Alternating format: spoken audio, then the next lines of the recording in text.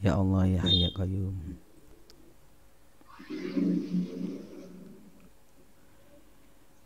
Bismillahirrahmanirrahim. Allahumma salli ala Sayyidina Muhammad wa ala ali Sayyidina Muhammad wa sallim wa radiyallahu ta'ala an sadatina ashabi rasulillahi ajma'in. Hasbunallah ni'mal wakil ni'mal maula wa ni'man nasir. La hawla wa la quwwata illa billahil alil azim. Baik, assalamualaikum warahmatullahi wabarakatuh. Bismillah, alhamdulillah, wassalatu wassalamu ala rasulillah Sayyidina Muhammad ibn Abdillahi wa ala alihi wa ashabihi wa man tabi'ahu wa wala amma ba'du. Saudara sekalian yang saya hormati, pada siang kali ini Al-Fakir bersama-sama silaturahim dalam pengajian siang di akun Lembaga Dakwah Pengurus Besar Nahdlatul Ulama. Kami berharap apa yang saya sampaikan, walaupun satu huruf, satu kalimat, ada yang nyangkut menjadi ilmu yang bermanfaat, yakni ilmu yang menambah dekat kepada Allah Subhanahu wa Ta'ala. Bersama saya pada kesempatan kali ini yakni Gus Rahmat ya, dari Kuningan, Jawa Barat. Assalamualaikum Gus Rahmat. Waalaikumsalam Kiai Misbah. Alhamdulillah. Ini bagaimana keadaan di Kuningan? Sehat ya? Alhamdulillah sehat. Hujan Kiai, alhamdulillah. Ya, hujan itu artinya sejuk ya. Dan kita harus membiasakan diri untuk melambangkan situasi apapun dengan ungkapan cerah, ungkapan baik, ungkapan alhamdulillah gitu. Benar Kiai. Sehingga dalam situasi apapun kita akan mendapatkan nilai-nilai kebaikan di sisi Allah Subhanahu wa Ta'ala. Ini berbicara apa nikmat Allah ya. Kenapa kita harus mensyukuri nikmatnya dalam situasi apapun, Mas Rahmat. Kita ketika melaksanakan sholat itu kan, dalam sholat kita takbir Allahu Akbar, kemudian membaca iftitah dan membaca Bismillahirrahmanirrahim, Alhamdulillahirabbil alamin. Itu ketika kita mengucapkan kalimat Alhamdulillahirabbil alamin, itu indikasinya kita bersyukur kepada Allah. Zuhur alhamdulillah, asar alhamdulillah, maghrib alhamdulillah, kan gitu kan. Kemudian maghrib isya alhamdulillah, subuh alhamdulillah. Padahal kalau kita berbicara realitas, Mas Rahmat, Gus Rahmat, itu tidak semua di antara kita itu sedang mendapatkan nikmat. Tidak semua di antara kita ini sedang mendapatkan nikmat. Bisa jadi baru saja rumahnya kebakaran, atau dia sedang sakit, atau baru saja ditinggal wafat oleh salah satu keluarganya, kan begitu. Betul. Namun kita terus ditaklif, disuruh, diperintah ketika takbir Allahu Akbar, Bismillahirrahmanirrahim, Alhamdulillah. Kalimat Alhamdulillah itu sudah pasti ada. Kalau iftitah mungkin dibaca, tidak dibaca juga tidak membatalkan. Bismillah pun ada yang mengatakan Bismillah itu ayatun minal Fatihah, ayat dari Fatihah, ada yang tidak. Tapi ketika kalimat hamdalah, alhamdulillah itu luar biasa itu. Itu ada pertanyaan, mengapa ya kita itu disuruh bersyukur, terima kasih ya Allah, padahal situasi saat itu mungkin tidak tidak nyaman ya, tidak mengenakan gitu ya. Benar. Maka jawaban sederhananya, jawaban sederhananya adalah masih banyak yang bisa disyukuri dalam nikmat Allah Subhanahu wa taala. Nah itu. Sehingga dikatakan wa in ta'uddu ni'matallah, kalau kamu menghitung nikmat Allah la tuhsuha, kamu enggak bakalan mampu menghitungnya. Karena walaupun nikmat itu kelihatan satu, an-nikmatul wahidah, walaupun nikmat kelihatan satu itu la naqdiru ala hasriha, kita tidak akan mampu menghitungnya karena li ta'alluqiha bi ghairiha, karena nikmat yang satu itu masih berhubungan dengan nikmat lain, puluhan, ratusan, ribuan, bahkan dengan jutaan dan miliaran nikmat yang lain. Karena itu kita ini dituntut untuk mensyukuri nikmat Allah. Dan syukur itu para jemaah sekalian, termasuk Gus Rahmat, ketika kita mengucapkan hamdalah, alhamdulillah, itu disebut dengan afdhalud doa. Doa yang paling utama alhamdulillah. Saya pernah nanya kepada salah seorang kiai, kemudian saya ditunjukkan di dalam kitab Tangkihul Qaul itu. Dalam kitab Tangkihul Qaul itu diterangkan, ternyata kenapa disebut alhamdulillah sebagai afdhalud doa, karena hamdalah itu mengandung dua unsur. Yang pertama, memuji kepada Allah, mensyukuri kepada Allah. Ada zikir yang berupa mensyukuri nikmat Allah. Zikirnya itu dalam rangka mensyukuri nikmat Allah. Yang kedua, kalimat alhamdulillah itu nikmat Allah. Kita itu memancing datangnya bertambahnya nikmat. Nah, dengan zikir yang berupa as-sana 'ala Allah, alhamdulillah. Kemudian yang kedua, dengan kalimat alhamdulillah memancing datangnya nikmat. Karena apa?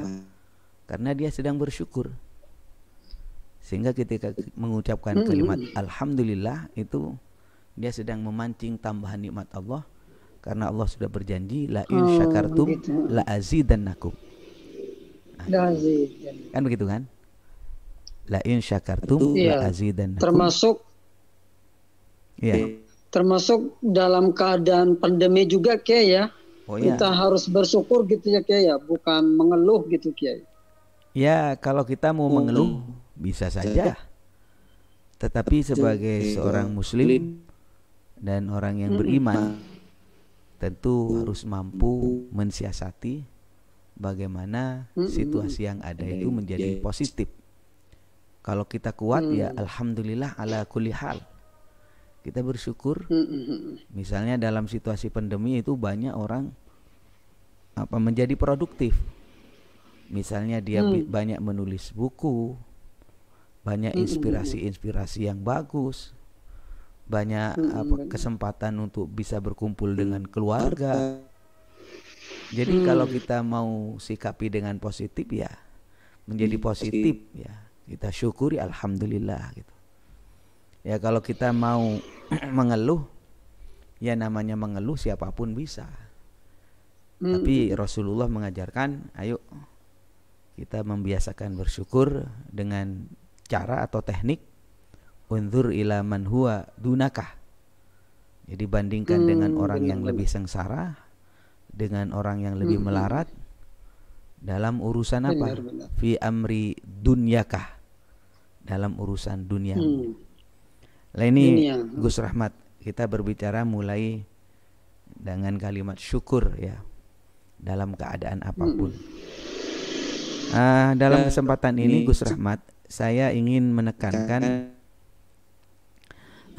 pentingnya untuk menjaga sikap yang tawassut ya, sikap yang tengah ya dalam situasi apapun.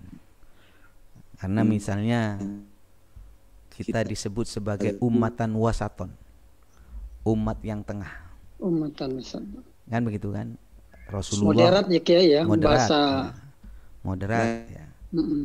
Ya tidak terlalu ke kanan, tidak terlalu ke kiri, dan sesuatu yang sudah terlalu itu sudah nggak benar kan? Ya, Kiai. Di dalam sebuah kaidah kan disebutkan apabila sesuatu itu melebihi atau melampaui batas, kan begitu. Idza tajawaza an haddihi. Nah, kalau dia sudah melampaui batas, maka akan kembali kepada bididdihi. In akasalah bididdihi. Jadi kalau sudah terlalu enak jadi nggak enak gitu kan. Kan begitu. Kalau sudah terlalu enak jadi nggak enak. Jadi Islam itu adalah ajaran yang tengah, ada ajaran wasatiyah, dan itulah ciri khas Islam yang diajarkan oleh Sayyidina Rasulullah SAW.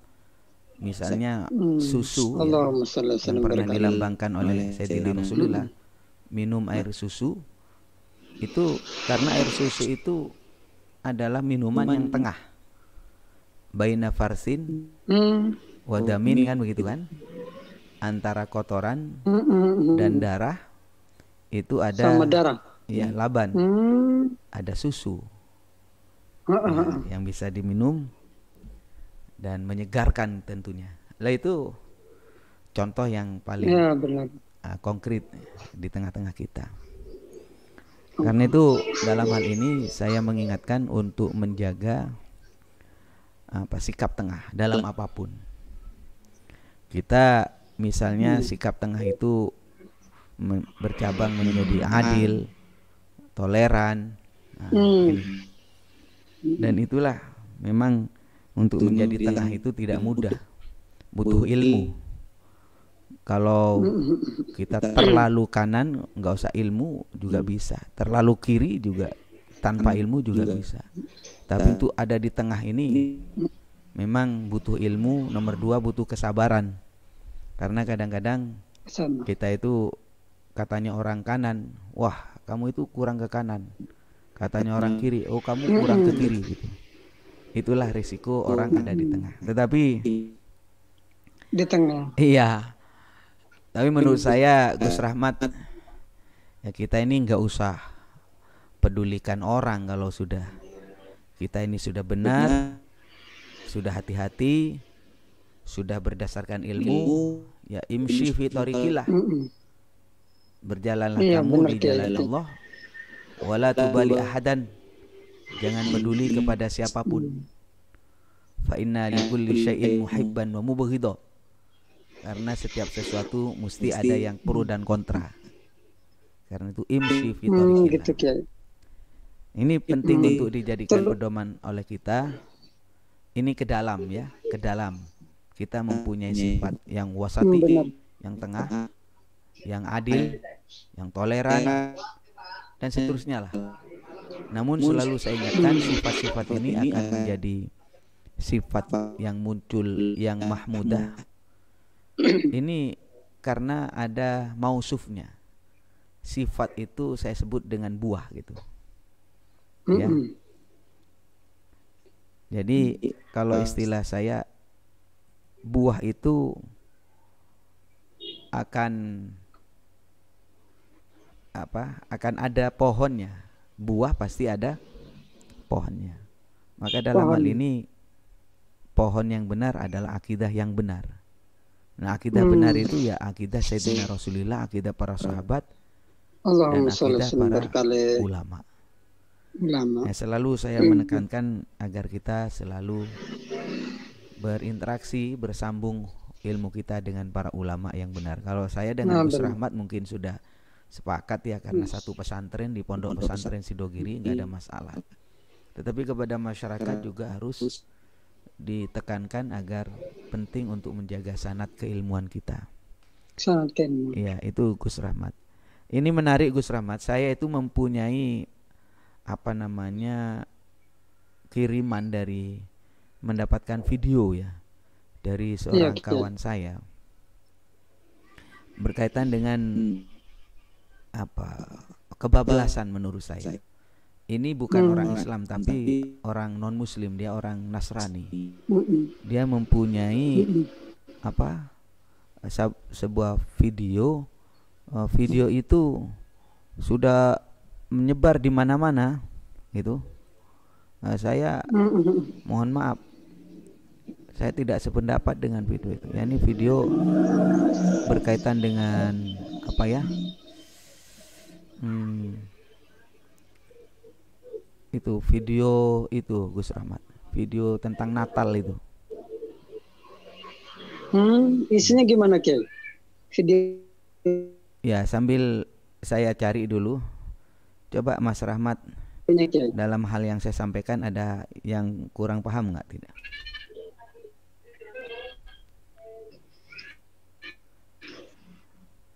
Saya sambil mencari videonya ya, sebentar ya, sabar.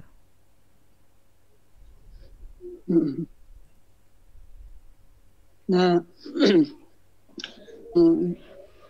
jenengan sampaikan Kiai bahwa kita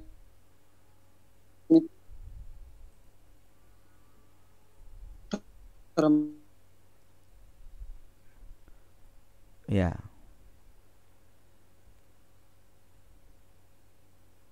Kiai meyakini ya. Yang menjadi pertanyaan terkait dengan Nabi di kolbak itu bagaimana korelasinya, Kiai? Dengan sikap yang kita ambil dengan sabda Nabi ketika kita mau ngambil sikap itu, maka istafti kolbak gitu, Kiai. Ya. Mungkin bisa Kiai jelaskan. Baik. Jadi mau tidak mau memang ketika rujukan dari sisi Al-Quran maupun hadis kita kurang syamilah, sebenarnya ada lagi namanya institusi ya, yakni ilham, dan memang diberikan khusus kepada manusia di saat dia sulit mendeteksi apakah apa yang dilakukan benar atau tidak. Jadi istafti kolbak, tanya kepada hatimu. Nih Gus Rahmat, walaupun orang mengatakan apapun, istafti kolbak. Ketika dua hal ini baina-baina ya, artinya baina sama 50-50, maka saat itu ini kemungkinan sama ini. Maka istafti kolbak, tanyakan kepada hatimu. Itu dalam soal apapun sebenarnya. Setelah kita akil, kemudian watawakal. Tawakal itu ya identik dengan istafti kolbak tadi.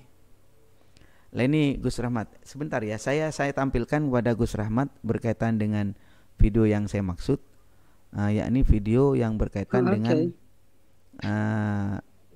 salah seorang Nasrani yang saat itu dia itu membacakan ayat Al-Quran dicampur dengan ayat Injil yang dibahasa Arabkan gitu. Nah ini yang saya katakan ini tidak fair, kata saya ya. Itu. Maka dalam hal ini saya coba tampilkan pada kesempatan kali ini sebentar. Perlu disampaikan. Ya. Ini. Boleh Kiai ditampilkan, Kiai. Baik. Nih. Ini yang baca mereka. Ya. Coba dengerin Mas Rahmat ya. Bukan dari ini ya, bukan dari kita yang baca ya. Bukan nih. Baik, kita akan mendengarkan ayat-ayat suci dari kitab-kitab Allah.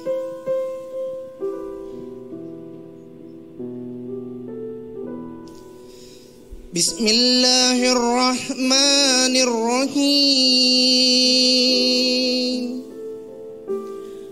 Dengan menyebut nama Allah yang Maha Pengasih lagi Maha Penyayang.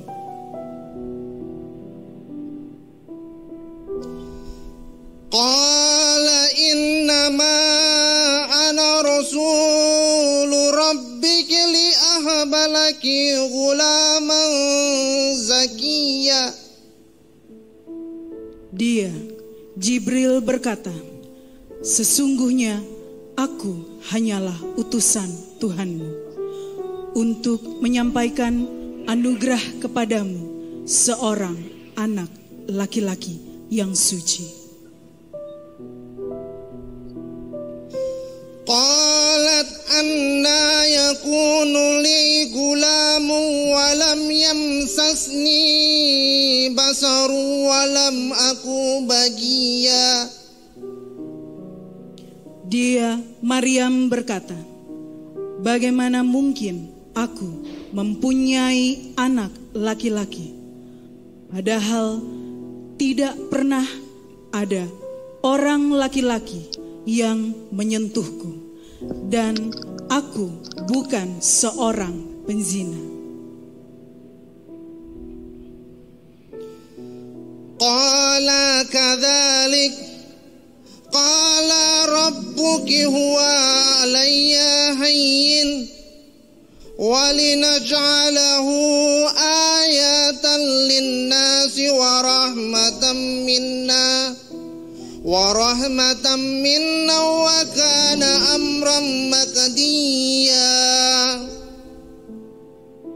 Dia, Jibril, berkata, demikianlah Tuhanmu berfirman, hal itu mudah bagiku, dan agar kami menjadikannya suatu tanda kebesaran Allah bagi manusia dan sebagai rahmat dari kami, dan hal itu adalah suatu urusan yang sudah diputuskan.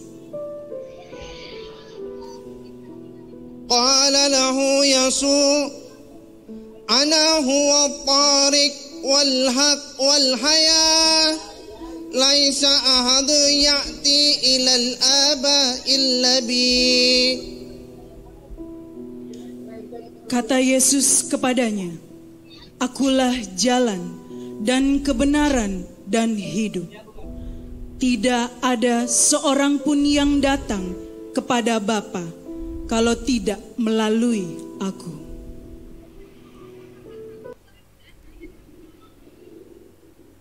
Masya Allah. Jelas ya? Jelas Kiai. Artinya ini adalah nyata bahwa ada istilah saya itu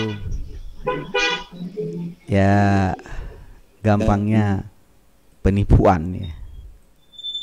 Kan begitu kan? Penipuan. Yang pertama dengan background Natal tahun 2020 ya. Kemudian ada lambang salib di belakang backgroundnya. Kemudian dia membacakan salah satu surat di dalam Al-Quran yang menjelaskan tentang bagaimana Siti Maryam melahirkan Nabi Isa alaihissalam. Itu kan. Nah, kemudian sebentar ya Mas ya.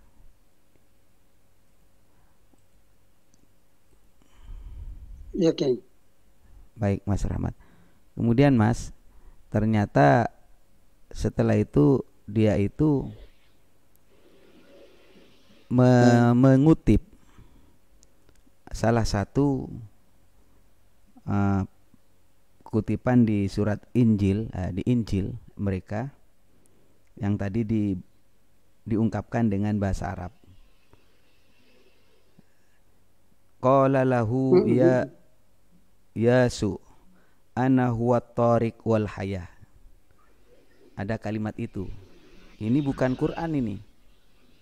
Qala lahu Yasu maksudnya ana huwa tariq wal hayah. Dan seterusnya. Itu adalah ungkapan bukan Quran. Tapi ungkapan dari kitab Injil. Gak ada kayak gitu Quran. Gak ada. Lah ini yang pertama ingin saya sampaikan, kritik keras ya. Injil yang berbahasa Arab. Ya. Yang ingin saya sampaikan dengan keras adalah ini pencampur adukan antara Quran dengan Injil dalam sebuah acara mereka. Ini bukan toleransi ya. Jadi yang pertama saya ingin Kebablasan tegaskan, lah gitu ya. Anda, kawan kami, saudara kami sebangsa dan setanah air, saya sudah jelaskan bagaimana posisi kami. Kami membangun sikap yang tawasud, tengah. Kami toleran terhadap perbedaan. Ya, kami punya prinsip lakum dinukum waliyadin. Ya udah masing-masing. Waliyadin. Kan begitu. Tapi ketika masalah ini mujma' alaih, sebuah hal yang prinsip bagi kami, yakni Anda telah melakukan hal yang saya sebut dengan menistakan Al-Quran, yakni menggabung-gabung Al-Quran dengan bukan Quran. Pertama, bacaan Anda itu salah. Bacaannya jelas salah, tajwidnya salah. Kemudian harkatnya ada yang salah. Ini jelas Anda tidak ahli dalam Al-Quran. Nomor 2, mencampur aduk antara Quran dengan Injil. Ya, dimirip-miripkan dengan ungkapan bahasa Arab. Jelas itu penipuan namanya. Itu namanya mengelabui masyarakat.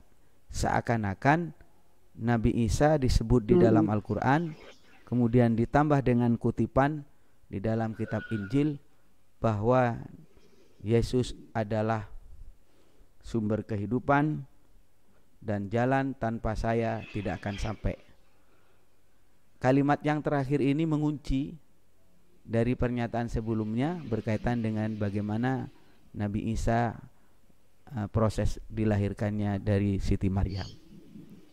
Ini 2 titik ini yang saya ingin koreksi. Bacaannya salah. Kemudian nomor 2, mencampur adukan antara Quran dengan Injil, dibaca dalam satu majelis dengan background salib, dengan background Natal. Itu jelas mengelabui masyarakat. Bagi kami, mohon maaf, di kalangan kami, di kalangan Muslim, tidak ada tradisi menyampaikan kebenaran dengan menipu, itu enggak ada. Menyampaikan kebenaran dengan menggunakan trik atau intrik atau dengan batil. Batil nggak mungkin. Karena kebenaran tidak mungkin disampaikan dengan cara batil, dengan cara yang salah. Itu Gus Rahmat. Hal-hal macam begini ini saya tegaskan, ini jelas bukan toleransi. Ini jelas bukan apa istilahnya, sesuatu yang bisa kita biarkan. Tidak bisa. Kita ini boleh berbeda, kita toleransi terhadap perbedaan, tetapi jangan sampai mengganggu kepada hal yang mujma' alaih atau prinsip. Kalau prinsip nggak bisa. Dalam konteks kebangsaan kita boleh berbeda, sukunya, agamanya, bahasanya, adat istiadatnya, budayanya, boleh berbeda dalam bingkai negara kesatuan Republik Indonesia. Tetapi mencampur aduk ayat Quran dengan Injil, kemudian dibacakan dalam narasi seakan-akan itu adalah Al-Quran utuh dalam akidah. Ya, itu mohon maaf saudara kami yang Nasrani, jangan begitu. Anda jangan membuka luka, ya. Anda jangan membuka front. Itu jelas tidak boleh, ya. Tidak boleh. Nah, kami tidak akan melakukan itu jelas, karena kami tidak punya kepentingan untuk meneguhkan kebenaran yang kami anut. Tidak usah saya comot-comot dari kitab suci yang lain. Kami percaya diri dengan Al-Quran kami. Buat kami tidak akan kami lakukan. Cuma Anda kalau ingin melakukan itu dengan niatan mencampur adukan Quran dengan Injil dengan pakai bahasa Arab, kemudian narasi itu disampaikan dalam satu majelis, banyak hal yang perlu saya koreksi. pertama itu pengkelabuan, yang nomor 2 bacaannya juga amburadul, yang nomor 3 ini adalah mengganggu terhadap keharmonisan umat Islam dengan umat-umat agama yang lain. Lah ini jangan dikembangkan. Itu Gus Rahmat. Ini sekedar yang ngobrol siang saja. Sampean dengar sendiri kan videonya kan? Iya, Iya. Itu Gus Rahmat. Dengar deh. Padahal jadi memang saling ngertilah bahasanya. Iya. Agama yang mengerti gitu. Iya. Kira-kira begitu Gus Rahmat. Ya, ini sebagai pembuka untuk kita bersama diskusi berkaitan dengan hal-hal yang eksternal kita. Kita selalu menjaga bagaimana kita ini rukun dalam internal, perbedaan, ayo dalam madhab, dalam tata cara ibadah. Kita toleransi sesama umat Islam. Hal-hal yang berbeda tidak prinsip, ya udah jangan ributkan, begitu kan? Termasuk juga dalam konteks kebangsaan. Kita bertoleransi. Kita berbeda agama, berbeda adat istiadat, berbeda suku. Ya nggak mungkin lah disatukan. Dalam pengertian dicampur adukan. Kita masing-masing, tetapi punya rumah besar namanya Indonesia. Tetapi di saat mereka kemudian main-main dengan ayat Al-Quran, kemudian dioplos dengan Injil, kemudian ditampilkan dalam satu narasi seperti tadi, inilah mencederai terhadap kebersamaan kita sebagai bangsa. Jangan dong, jangan begitu. Ya, dan ini sebagai peringatan kami kepada saudara kami Nasrani agar tidak melakukan hal ini lagi di kemudian hari. Itu Gus Rahmat sebagai obrolan siang pada kesempatan kali ini. Kita prinsip wala talbisul haqqo bil batil. Jangan kau campurkan, jangan kau campur aduk, jangan kau oplos itu yang hak dengan yang batil. Ya, wataktumunal haqqo, kamu menyimpan kebenaran, wa antum ta'lamun, sedangkan kamu mengerti, tahu. Kamu tahu itu enggak beres itu. Ada unsur pengkelabuan. Tapi kalau terus dilakukan, ya saya ingatkan tadi, ya tidak akan berguna. Ajaran yang benar tidak boleh disampaikan dengan cara bohong. Kira-kira demikian Gus Rahmat ya. Waktu mungkin terbatas, kita akan sambung dengan kesempatan yang lain. Baik. Siap. Selalu sehat Gus Rahmat. Belum ditutup Kiai, doa Kiai. Mohon. Amin.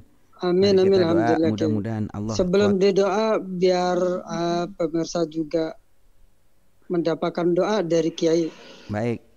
Kita doakan semuanya bersama, mudah-mudahan majelis ini membawa kebaikan dunia dan akhirat, dan ilmu yang saya sampaikan walaupun sedikit jadi ilmu yang bermanfaat, menambah kekuatan iman dan Islam kita, menambah kedekatan kita kepada Allah Subhanahu wa taala. Amin. Bismillahirrahmanirrahim. Alhamdulillahirabbil alamin. Sallallahu ala sayyidina Muhammad wa ala ali sayyidina Muhammad. Rabbana anfa'na bima 'allamtana, Rabbi 'allimna alladhi yanfa'una, Rabbi faqihna wa faqih ahlana wa qarabatin lana fi dinina. Wa sallallahu sallam alhamdulillahirabbil alamin. Mohon maaf Gus Rahmat dan Allahu aikum ajmain, wallahul muwaffiq ila aqwamit thoriq. Wassalamualaikum warahmatullahi wabarakatuh.